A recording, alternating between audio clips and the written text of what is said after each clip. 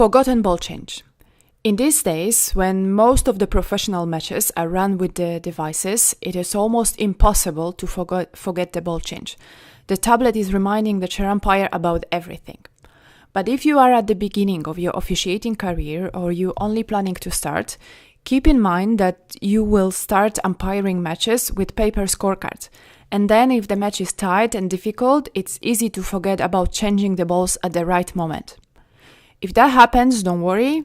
This is not the end of the world. There are procedures for that. Main rule for changing the balls later than it was scheduled is to give new balls to the player or team who should have served with new balls, is next due to serve in a started game. So if the ball change was supposed to be done at 4-3, but it was forgotten, it should be done after the next two games, so at 5-4 or 6-3, depending how the match went. That rule also includes the ball change for final set only. After that, change balls after the agreed odd number of games. And remember, never change balls during a game, tiebreak or match tiebreak, also before tiebreak or match tiebreak. If at 4-3 and deuce you realize that you should have changed balls at 4-3 and you didn't, wait until the end of that game and the next game and only then change the balls. Ball change too early. And what happens if we change balls too early? Then we need to answer the question, when was it discovered? It could be discovered before the start of the game.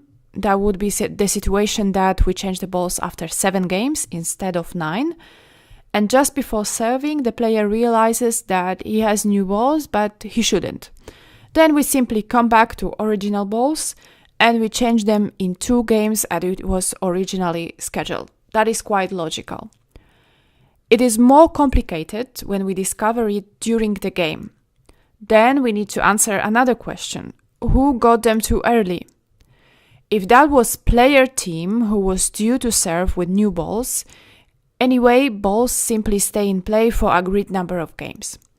But if we gave new balls to the team player who was not due to serve with new balls, we need to change the balls again when the player or team that should have served with new balls serves again in a standard game. Thereafter, change the balls after the agreed number of games. In these slides, it's simply written what I have just said, balls that were changed too early, what we do if we discover it prior to the game, and what we do if we discover it during the game.